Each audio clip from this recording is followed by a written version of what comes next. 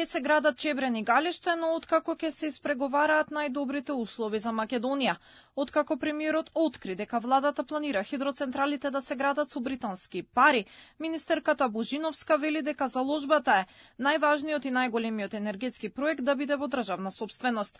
Божиновска вели дека консултациите во експертската група се при крај, односно треба да се одреди точната сума на чинење, но веќе се знае дека ќе надмине 1 милиарда евра. Значи, ние имавме една експертска група која работеше неколку месеци и некоја рамка поставивме. Значи, сега сме во финални размислувања да видиме колку тоа би изнесувало. Значи, дали ќе биде тоа милиарди и 200 милиони, милиарди и 300 милиони.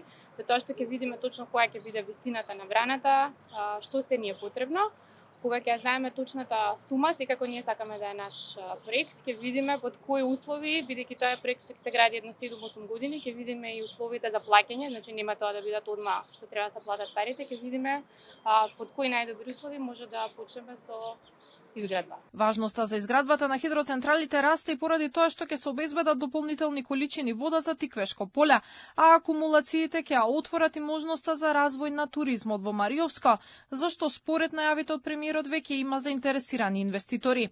Инвестициите во енергетиката се планираат на големо. Покрај Чебрен, еден од најголемите проекти кои го планира владата е изградба на когенеративни централи, односно истовремено ќе се произведува топлина и струја, што ќе го намали аерозагадувањето. Министерката Божиновска вели дека веќе има заинтересирани фирми кои сакаат да изградат 2 когенеративни централи, а инвестициите се околу милиарда евра. Имаме неколку фирми кои се заинтересирани и кои сакаат да градат 2 когенеративни централи, бидејќи тоа исто ќе биде сериозна инвестиција, значи тука зборуваме за милиарди евра. Ќе видиме, значи разговараме, дискутираме. Мислам дека во најкраток временски рок ќе имаме повеќе информации, меѓутоа работиме, имаме веќе преговори со неколку фирми.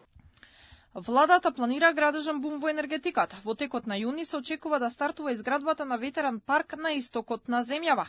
На територија од 3 општини, Штип, Карбинци и Радовиш, ќе има 55 ветерници, а инвестицијата е во вредност од $0,5 милиарда.